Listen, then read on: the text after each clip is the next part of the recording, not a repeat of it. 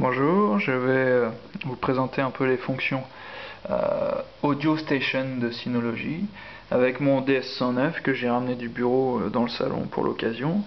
Et puis en particulier, je vais vous parler des possibilités d'interface audio USB qu'offre Synology sur ces NAS. Et puis je vais le mettre un peu en pratique avec l'ampli que j'ai dans le salon qui lui est connecté aux grosses enceintes du salon. Alors déjà la fonction Audio Station, l'idée c'est de pouvoir streamer le contenu du NAS vers un navigateur web quelconque et en fait Synology propose une interface qui doit être du flash et qui permet en fait de lire en streaming le contenu audio du NAS.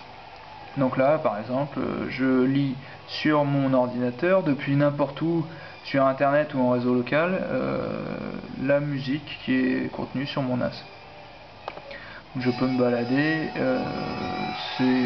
là je suis en Wi-Fi, ça marche très bien, ça marche aussi très bien depuis une connexion internet, ça marche vraiment bien. Là ici on a une fonction qui permet de passer en mode USB. Donc le mode USB, ça veut dire qu'on va se connecter en USB sur le NAS pour en fait lire l'audio. Donc pour faire ça ici j'ai une petite interface. D'un côté une prise USB, de l'autre côté une interface audio qui me permet d'avoir un casque et un micro. Et là ici j'ai une prise jack classique qui est l'entrée audio de mon ampli.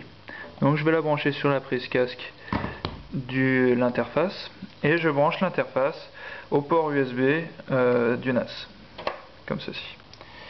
Ici sur l'interface, le message d'erreur que j'avais me disant que j'avais pas de connexion USB a disparu et je peux maintenant jouer. Donc ça veut dire que là quand je vais jouer le morceau, ça va le jouer sur l'ampli et non pas sur le Mac. Donc maintenant je contrôle en fait depuis le Mac, depuis mon interface web, la musique qui est jouée sur mon ampli par le NAS via l'interface USB. Donc là, moi je peux passer au morceau suivant ou morceau encore après, et tout ça est contrôlé sur l'interface et joué sur l'ampli. Donc là c'est bien l'ampli qui joue, c'est-à-dire que si j'augmente le son, c'est bien l'ampli qui joue. Alors une autre fonction que je peux vous présenter pendant que je suis là, c'est le fait de pouvoir jouer des radios. Ici on peut jouer soit musique, donc qui va être le contenu MP3 et autres du NAS, soit jouer des radios en streaming, soit jouer le contenu de l'iPod. Le contenu de l'iPod j'ai pas réussi à l'utiliser, côté radio j'ai fait un essai, là j'ai ajouté par exemple Skyrock, et donc là il est en train de jouer, voilà. Là je joue Skyrock en streaming direct et c'est uniquement le NAS qui travaille, c'est-à-dire que éventuellement je peux quitter l'interface ici et je vais continuer à jouer la radio internet. Donc par exemple là je vais la quitter, je reviens ici sur le top site et donc je suis plus du tout connecté et je joue quand même le contenu de la radio en streaming. Bon, si je veux modifier et arrêter, je suis obligé de me reconnecter à mon interface ici. Donc je mets mon mot de passe.